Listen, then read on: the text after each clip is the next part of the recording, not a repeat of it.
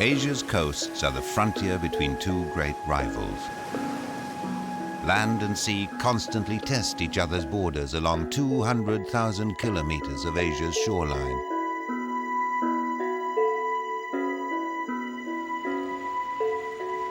In the tropics, equatorial sun magnifies the power of earth and ocean to nurture an extraordinary profusion of life.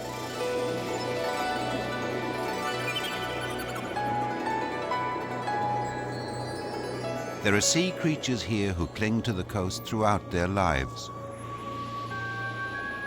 Others are ocean travelers who return to the coasts only to breed and support their young.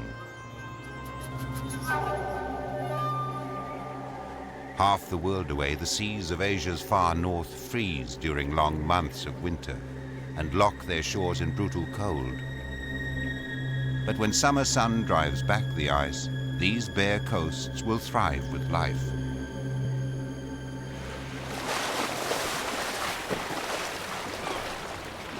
Land animals rely on the shoreline too. Through countless generations, they've survived on its rich seasons. Asia's fertile coasts harvest the endless bargaining of land and sea, and their own vital power reaches far inland and out into the ocean.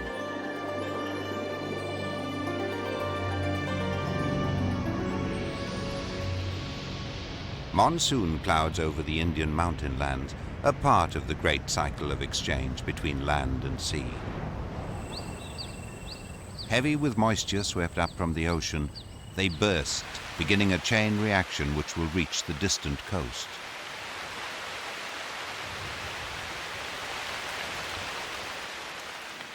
For the land animals, it's a time of renewal. Rich growth promises survivors of long, dry months that they'll see out a new season. People have been starved of water too. Usually the downpour's a blessing and time for celebration. Torrents of water laden with rich sediment will prepare their land for crops. But at sea level, the water's blessing can turn into a curse.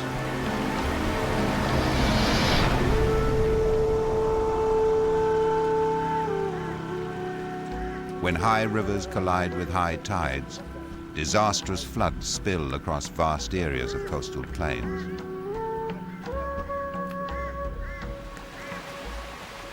Every drop of rain plunders the land. But rivers that carry off the spoils must pass through forests spread like great nets along the coast, waiting to steal the earth back again. Mangrove forests turn raw sediment to energy, and from India to Indonesia they shield their soft and muddy coasts against the forces of the ocean.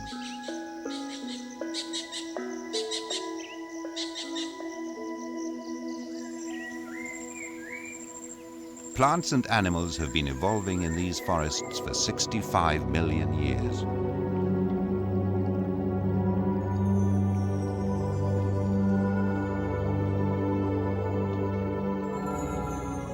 They still shelter and sustain a vast community of creatures. Saltwater crocodiles are ancient users of the mangroves. Long ago, these members of the crocodile family adapted to hunt the fertile waters between land and sea. High tide brings other predators from the ocean. Sea snakes hunting for goby fish, and stingrays which dredge the mud for crustaceans.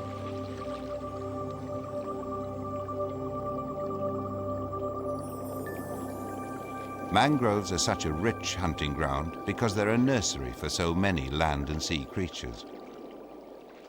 This female's raising her young in these sheltered waters.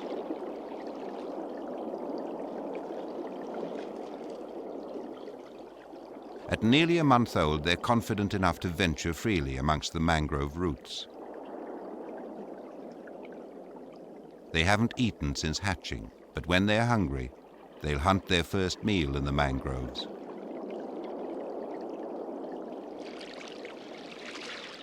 Their mother's lurking not far away, discreetly checking out intruders.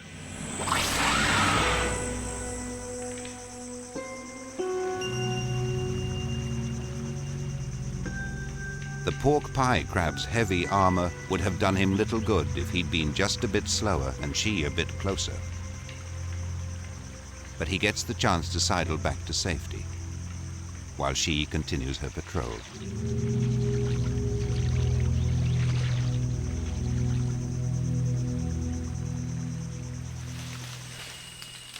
Tall mangroves are safe overnight roosts for Borneo's proboscis monkeys.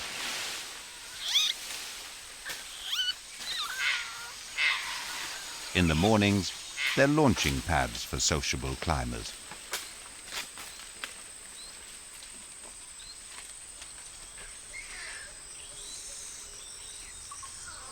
Many other monkeys visit Asian mangroves, but few depend on them as much as proboscis. They house a powerful digestion inside their roomy stomachs, so they can feed heavily on salty, tough mangrove leaves. But as coastal forests have dwindled, many groups now rely on remnant mangroves, where even proboscis find the pickings lean.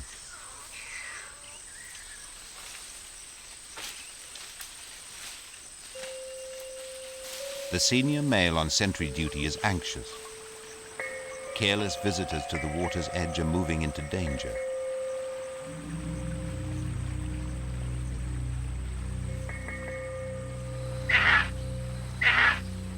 His alarm call alerts the troop. A hidden crocodile's even more dangerous. And the panic sends one monkey right into the jaws of danger.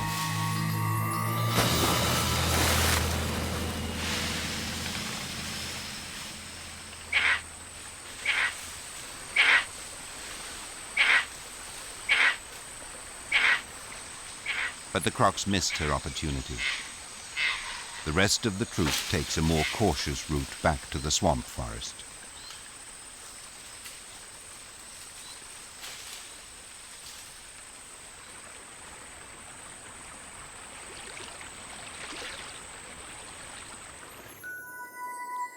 Like the crocodile, the trees have evolved to cope with this salty world. The mud they grow on is rich, but it's starved of oxygen, and the constant floods of seawater would poison most other plants. What looks like drowned debris is the forest's answer to its problem. These are the roots and lungs of living trees. As soon as the tide falls, they begin to harvest oxygen through special breathing cells in their exposed roots.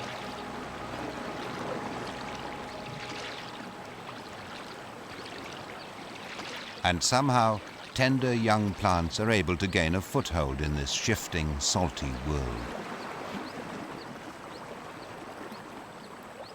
Each mangrove species has a way of giving its young a better chance of surviving. Some get a head start by beginning to grow while still attached to their parent tree.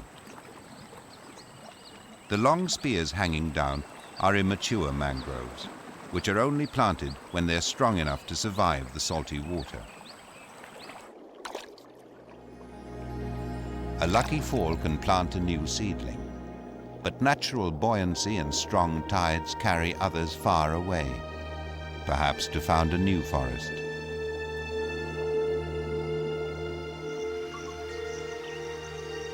The trees send more than their newborn to the ocean. They use sunlight and air to convert the nutrients of raw sediment into growth. The forest's like an immense storage battery, with every leaf an individual cell. Each leaf that falls begins to release new energy to the water.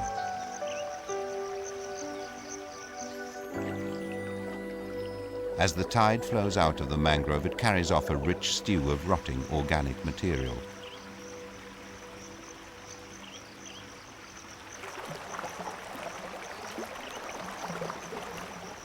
Mangrove roots that spike the foreshore trap debris from the ocean too. As mangrove animals pick at this flotsam, They make their own contribution to the richness of the shoreline.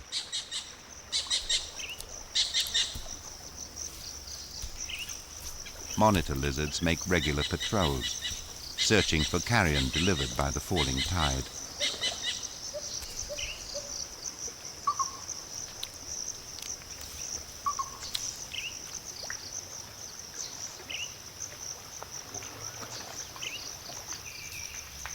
At low tide, a huge community of creatures emerges to feed on the mud.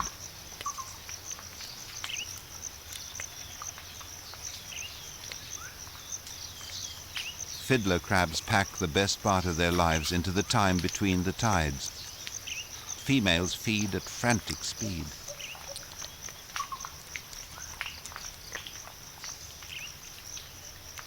Hungry males are hampered by the super claw they use for defense and display.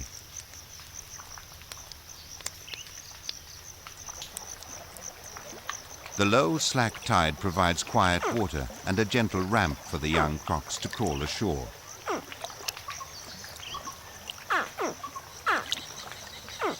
But they're still supervised by a watchful mother.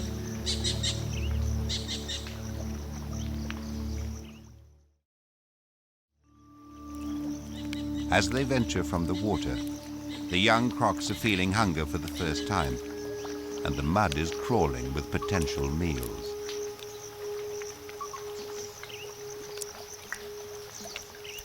This female fiddler crab could become an unwilling player in a young croc's graduation from infant to hunter. First, the youngster stalks, then, even out of the water, uses classic croc ambush technique. Once in a good strike position, he freezes.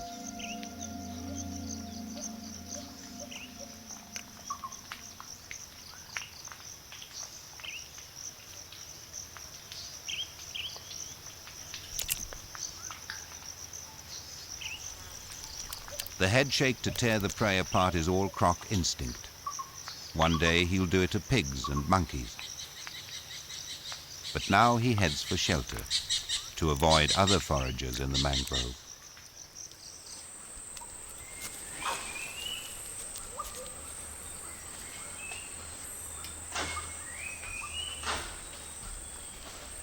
Troops of long-tailed macaques know where in their territory to find a meal, and that low tide delivers good pickings.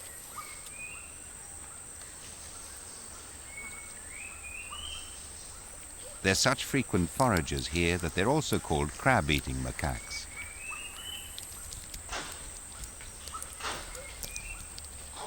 It's said they use their tails to lure crabs from their burrows. But they're more likely to dig vigorously to reach a meal, which might be animal, but could also be stranded nuts or fruits.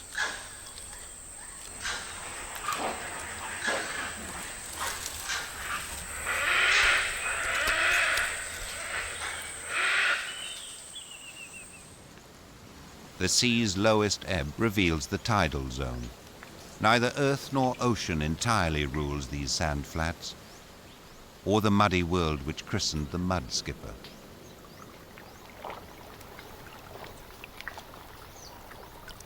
Perhaps the fishes which first crawled out of the ancient seas looked a bit like this.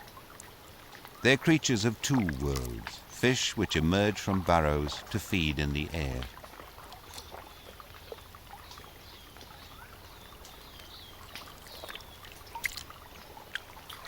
They graze the film of algae that clings to the surface of the mud. But these fish out of water have to breathe like fish. So every few minutes they return to tide pools to replenish their gill pouches with new supplies of water.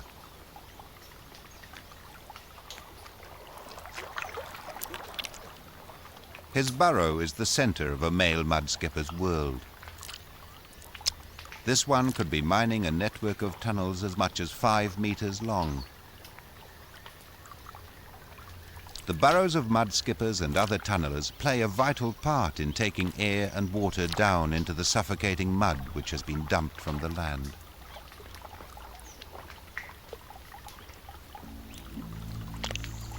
As soon as the skippers emerge onto their muddy landscape, they stake their territory. And they proclaim it by raising their flags.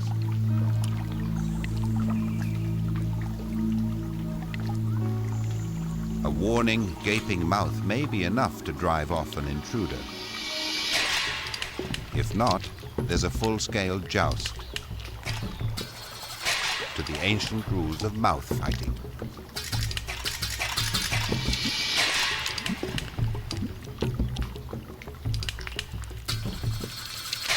Victory usually goes to the Mudskipper, energetic enough to keep up the ferocious display.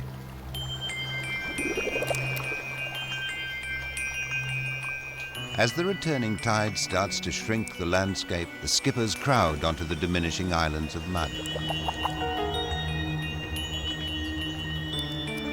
They're running out of time to do all the things that mudskippers have to do between the tides. Feed, maintain the burrow, display and defend the territory, perhaps even find a mate. Some are still trying frantically to complete their task list as the tide closes over them.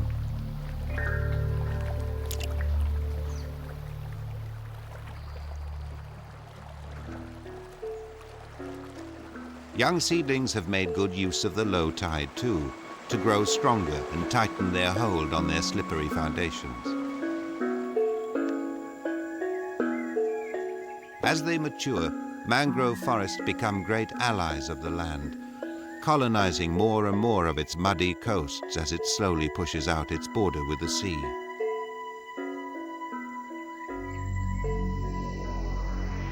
The hard coasts of Indonesia are raised by a more dynamic force.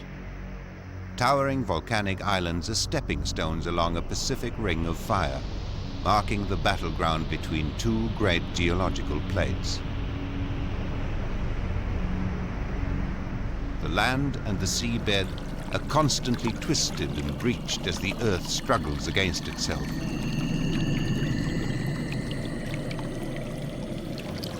At any moment, these beaded curtains of gas escaping from the sea floor could be torn apart by titanic volcanic forces.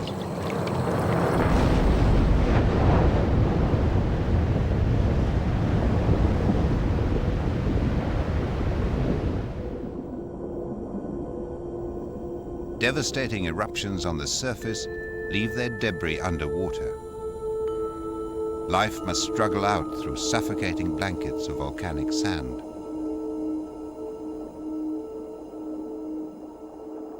The problem of surviving here often inspires bizarre solutions. The feathermouth sea cucumber harvests sand like an industrial mining machine, while shrimps hitch a lift and turn over the tailings.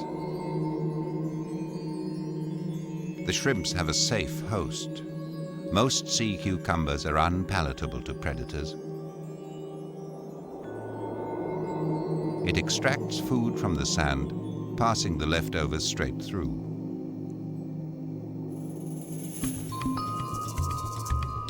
Fast-moving predators pursue food wherever they like.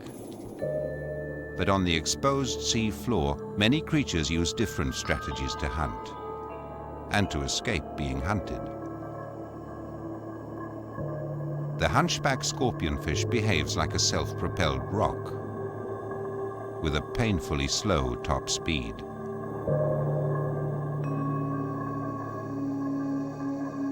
But it's got a mouth like a mine shaft to engulf unwary prey.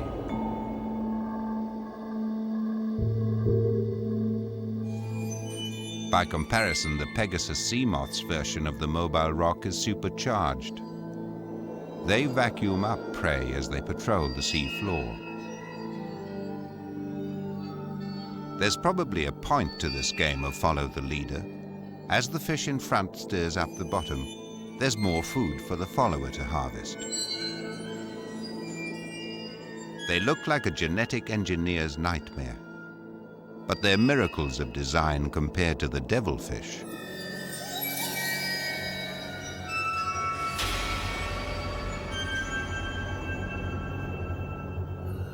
His disguise of a weed-covered rock deceives hunters, but seems to impede his own hunting.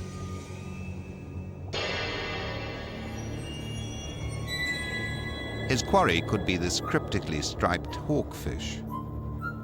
But the hawkfish is hunting too. Just beyond devilfish reach, he waits for prey disturbed by his clumsy pursuer.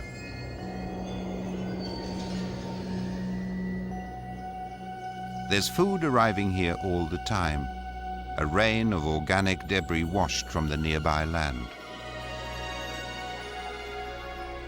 As each leaf breaks down, it releases energy to the ocean's creatures. But before their decay is complete, some of these earthly spoils will find another extraordinary use.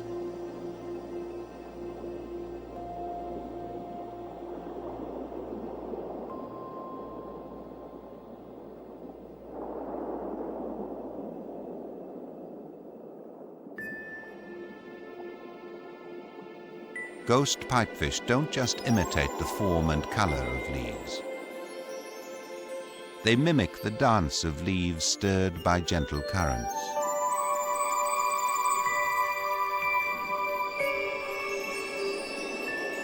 They're so confident in their camouflage and choreography that they leave the original behind to dance their own way across the sea floor.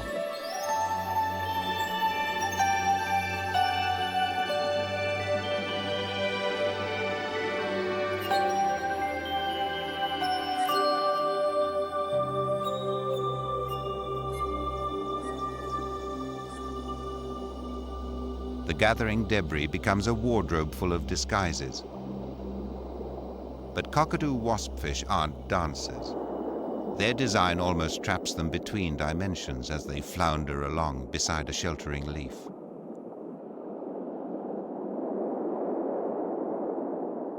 They've chosen a right-colored leaf for disguise, but between two cockatoo waspfish it becomes a kind of territory, which they seem to dispute with feeble headbutts.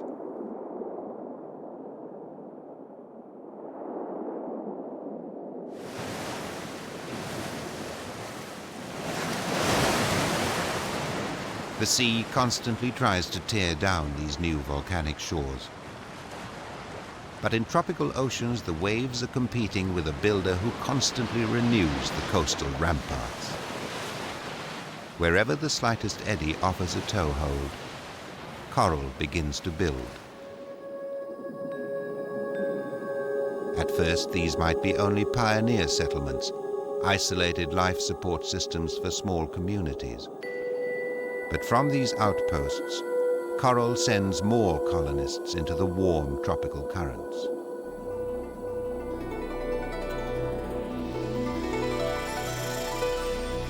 Each coral has a spawning time, precisely triggered by phases of the moon, day length, and water temperature, when it releases millions of eggs.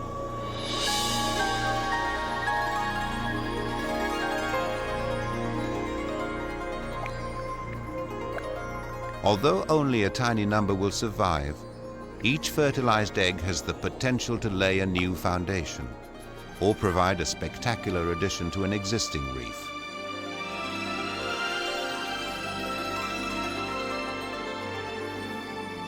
As they're released, the eggs float upwards to be carried along by surface currents. Some species may drift for 2 or 3 months before reaching a place to settle, and then build.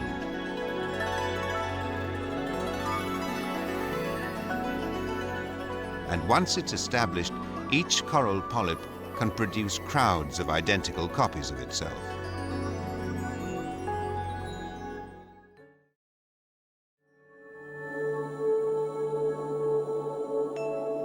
Coral can build a coast where none existed before. As countless generations of corals die, their skeletons become the massive foundations of living reefs. These architectural feats are powered by an extraordinary advantage that coral has over other animals. It's a plant as well. Inside each polyp are tiny vegetable cells which, like plants, use photosynthesis to feed on sunlight. The plentiful light of the equatorial tropics provides the energy for coral to build its sun palaces.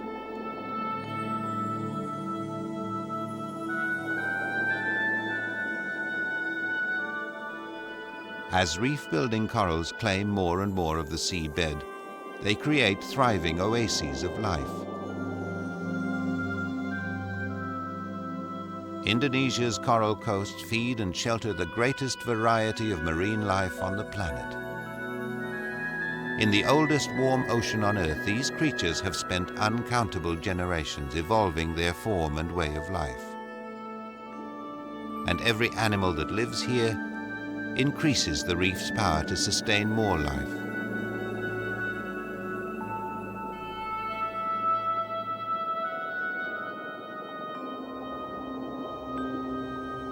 But each new generation that crowds onto the reef faces a new test of its survival skills.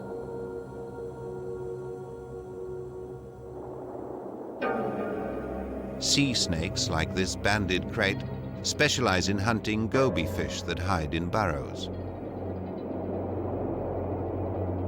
Sometimes it's someone else's home, but because they're extremely venomous, sea snakes can take a very direct approach to foraging.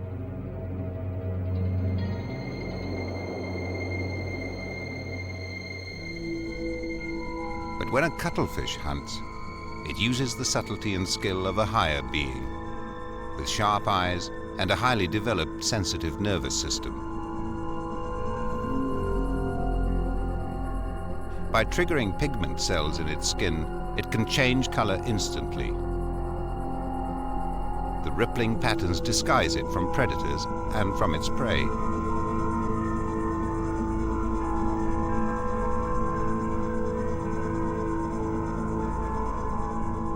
Propelled by water jetted through its body, it hovers over the reef like a psychedelic airship.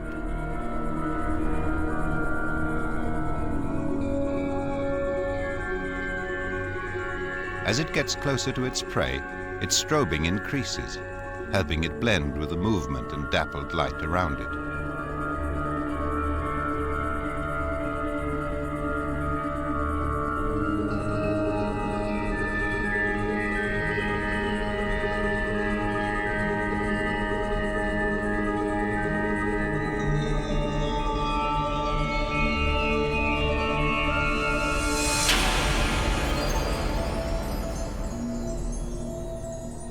But many of the smallest reef animals aren't highly skilled hunters, and they're not strong or mobile.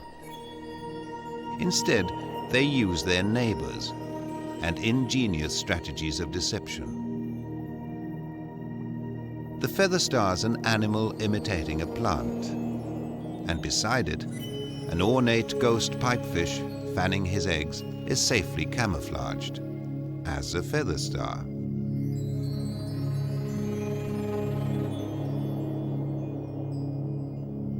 Everywhere on the reef, species are forced to live on top of each other, just to have a place to grow and breed.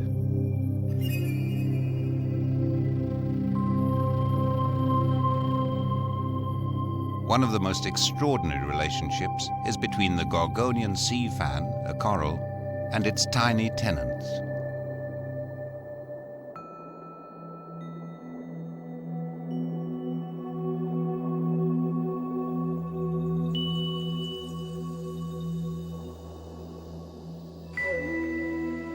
The pygmy seahorses are barely the width of a fingernail.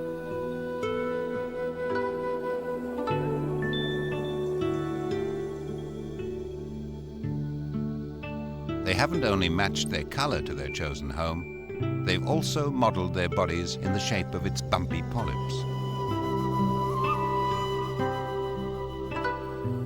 The seahorses, a host of other microscopic creatures, and the sea fan itself are all feeding on particles netted from the nutrient-rich tide. The fan, less than a meter wide, is all the seahorses need to sustain themselves and to breed a new generation. The overweight seahorse in front is pregnant.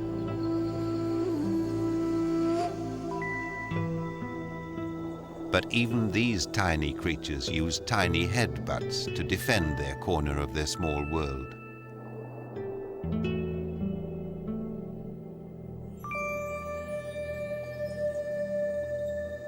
Reef creatures which range more widely have to be just as ingenious to find their own kind and breed successfully. Bright colors are little help to nudibranchs in advertising to each other, but they warn predators of an unpalatable or poisonous meal. When they're ready to breed, nudibranchs use the rather haphazard technique of finding and following each other's scented slime trails.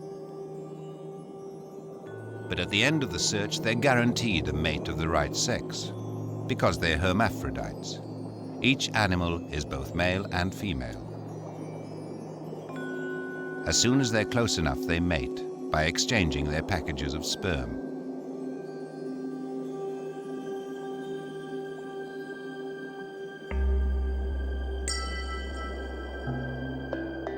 A male mandarin fish doesn't go looking for a mate.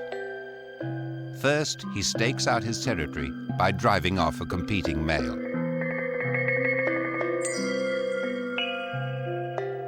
But his opponent's persistent and tries to invade again.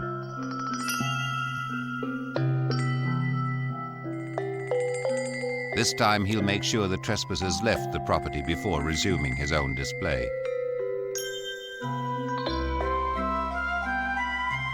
Along the path of history, the secretive mandarin fish, distant relatives of the mudskipper, were handed a ration of sheer beauty.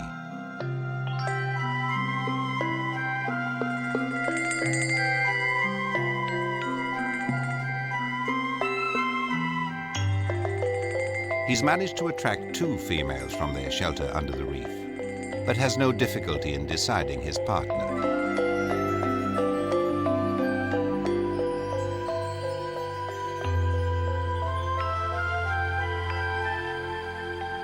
The loser makes a jealous attempt to break the couple up.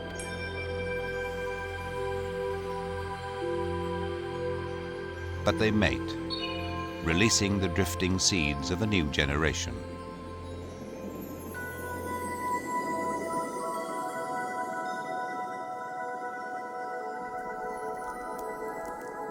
Asia's coral reefs give their inhabitants all that they need.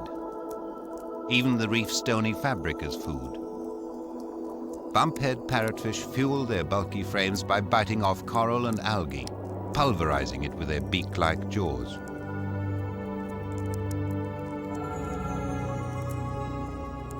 More than 1 meter long and weighing nearly 50 kilos, they move in schools across the reefs, trailing the sandy debris of their meal behind them.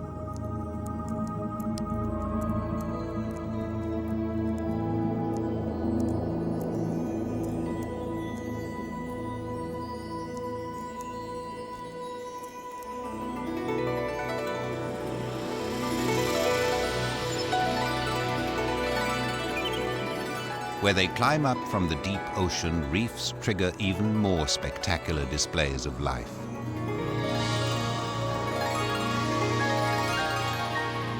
Food-rich currents funnel up the reef walls and explode into the sun-warmed coastal waters.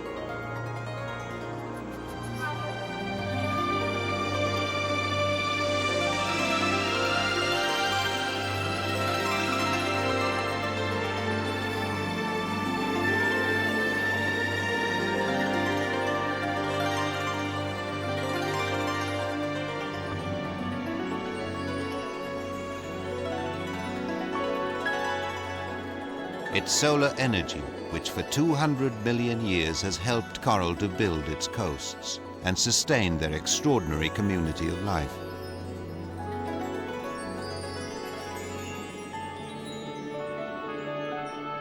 It's so bountiful a fuel that these jellyfish have been able to shed their stinging and hunting equipment to become part plants. Like coral, they use photosynthesis to harness the power of sunlight.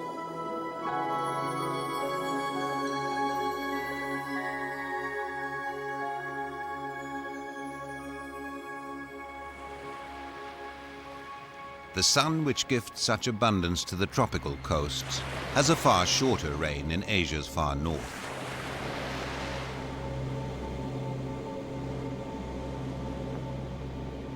Through the winter, brutal cold locks vast areas of ocean under ice.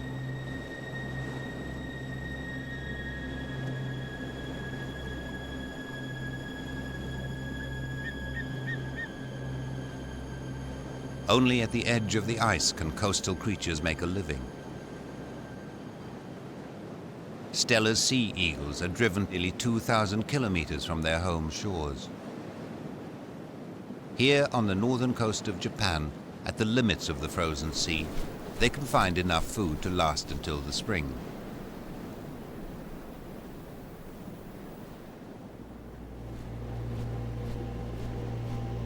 Only when the sun begins to drive back the frontier of ice do they begin their journey north to breed on the coasts of the Russian Far East. For 7 months, these subarctic coasts of Asia have been in hibernation, silent and barren.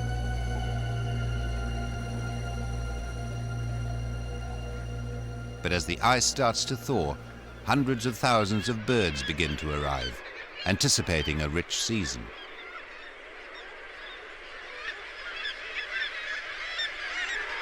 Like the sea eagles, they've spent the winter at the edge of the ice and return here to breed.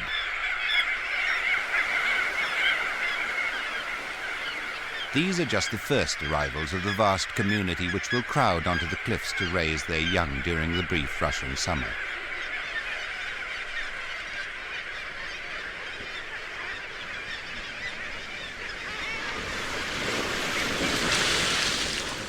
As the ice melts away, it unlocks a great larder of plenty. These waters can't match the spectacular variety of the tropical reefs, but they're still extraordinarily fertile.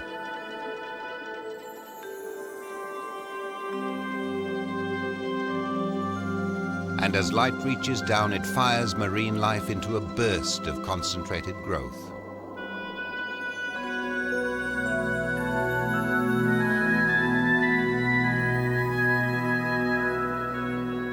Groups of Stella's sea lions come to hunt the fertile seas and breed their young on the coasts. Their foraging grounds are close to the shore, and because they're highly social animals, the sea lions spend a lot of their time just hanging out and playing in the shallow offshore waters.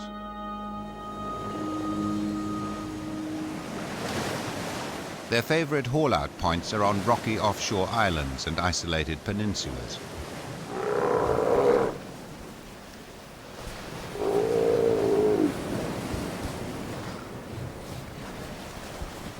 Adults and youngsters gather on these temporary homes. Younger males get the chance to spar with their elders, practicing skills they'll need to claim mates once they're old enough to breed.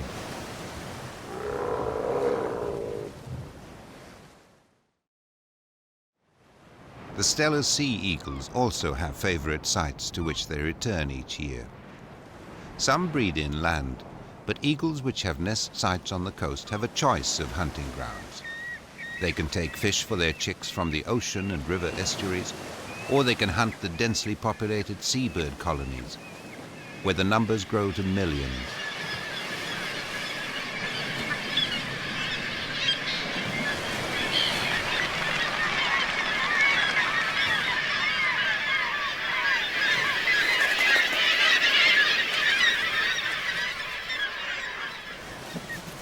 The eagles put great store in the natural security of their nest site.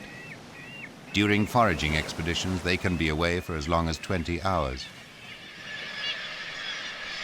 The transition to this abundance is remarkable, but soon other visitors will arrive in even greater numbers.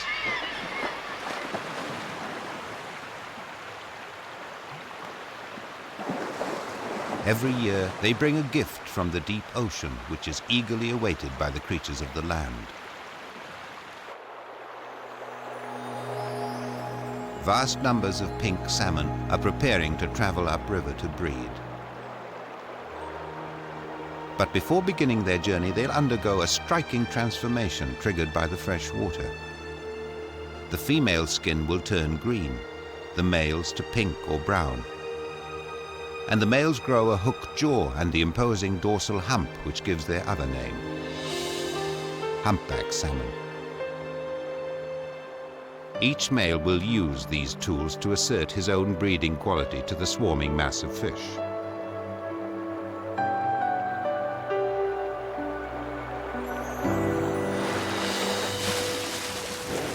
For brown bears who've fasted during the long winter months, the salmon are a huge opportunity to stock up. This young male, about 5 years old, spends hours every day plunging through the salmon shoals in a mixture of hunting and playing. He's got a variety of techniques. First, he snorkels to find the concentrations of fish, then tries to sneak up on them.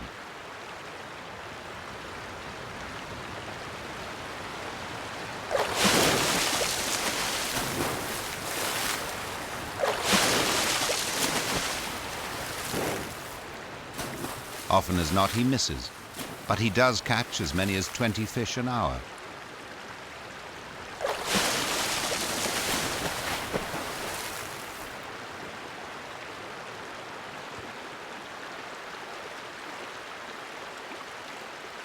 He can't help but be successful. The salmon are easy prey while they wait here for their bodies to adjust to fresh water. And once they begin their journey inland, they'll meet more bears eager for a catch. A mother with cubs has to be cautious during fishing visits to the river. She must always be ready to move them to safety.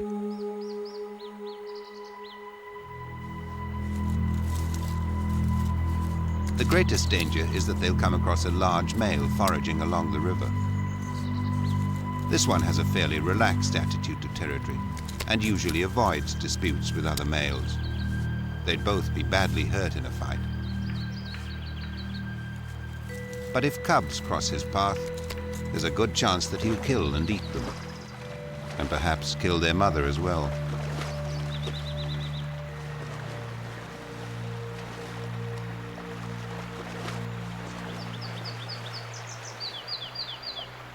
But when danger's near, the safest place is close to mother.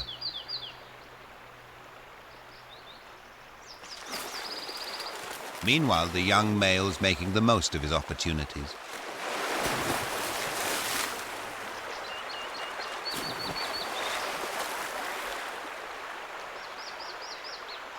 As he gets more successful, he takes to eating only his favorite part of the salmon: the brains, the eggs of females, or the skin. But however many he eats, there are still countless survivors ready to begin the hard journey inland.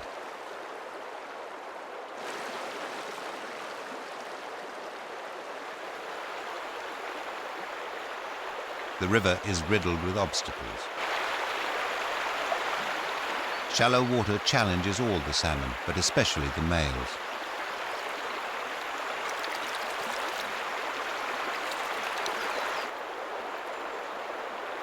Their huge humps are good for display, but in the rapids they're a burden.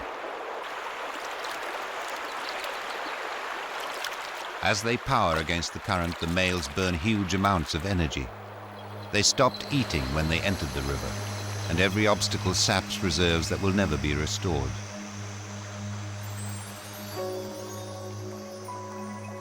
So after each struggle, they rest when they reach quiet water. The journey's taking its toll. Wounds fester. Aggressive growths invade their skin and eat them alive. Small river fish stand by to feed on casualties. Later, they'll even steal eggs once the salmon begin mating.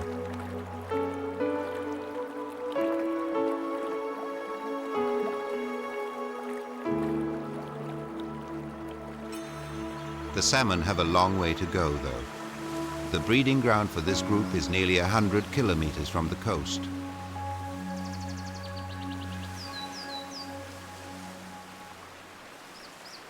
The sea eagles follow the salmon upriver too. But while they're away from the nest, there's another struggle going on. One of the chicks is already much stronger than the other, and it spends hours repeatedly harassing its weaker rival. The adults will soon have only one mouth to feed.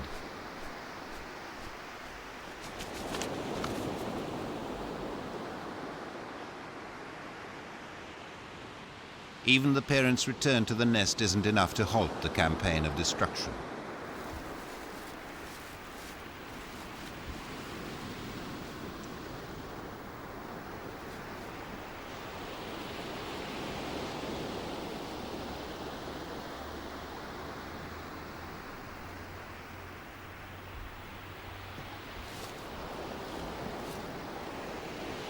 By disabling his competitor, he's doubled his chances of flying.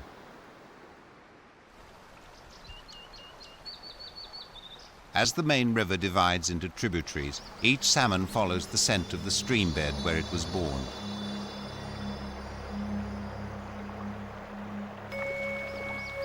In the narrower and steeper waterways, the casualty rate begins to climb. There's an obstacle ahead, and as more and more fish press into the stream, the oxygen level in the water drops. First they begin to tire, then to suffocate.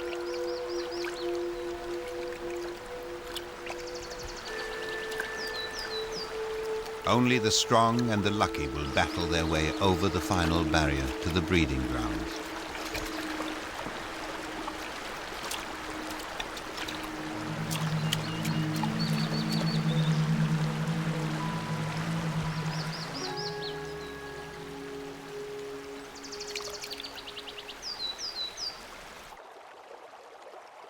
Each female chooses a site for her nest.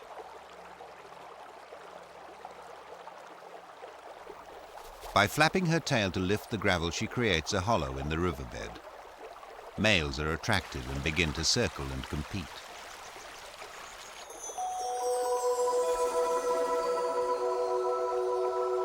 Only the strongest have survived the journey. Males displaying the most impressive humps will be favored as mates. Their fiercely hooked jaws drive the message home to less well-endowed rivals.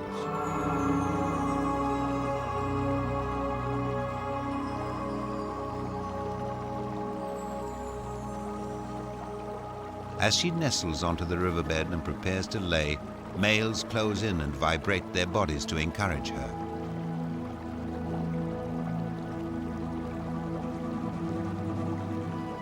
Eager for a meal of eggs, the riverfish join in.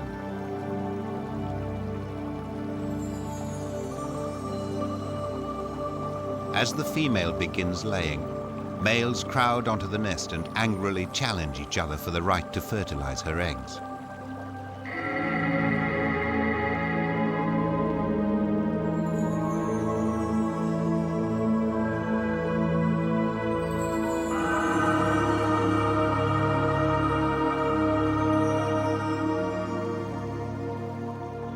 Every nesting female provokes the same fierce drama played out countless times in hundreds of stream beds.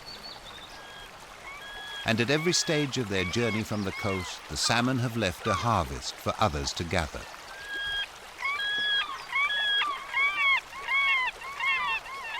There's been abundant food to be carried back to hungry youngsters waiting in the seabird colonies.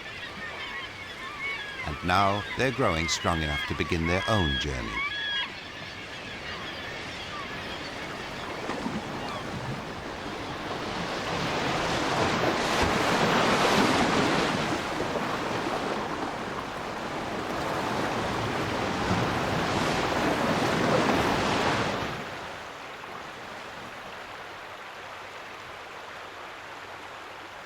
By the end of the salmon run, the bears are glutted.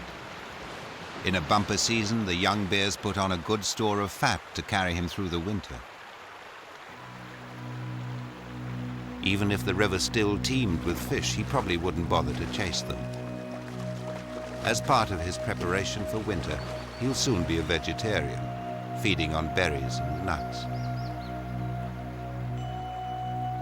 It's time for him to leave the coast and find a safe den to shelter him from freezing temperatures. But next year he'll come down from the mountains again to his favorite fishing spot on the coast.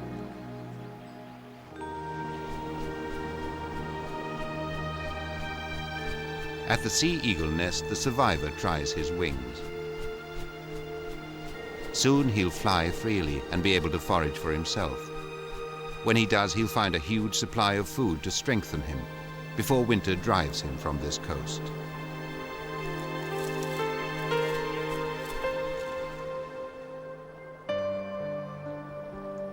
For the humpbacks, though, it's the end of their journey. The struggle from the coast demands too much. After spawning, they end their lives in the same streams where they were born.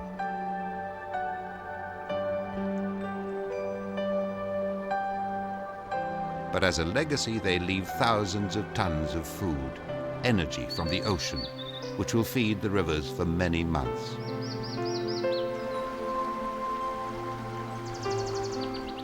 They'll freeze in winter's ice, but the next spring will free their gift again and renew the timeless bargain between land and sea.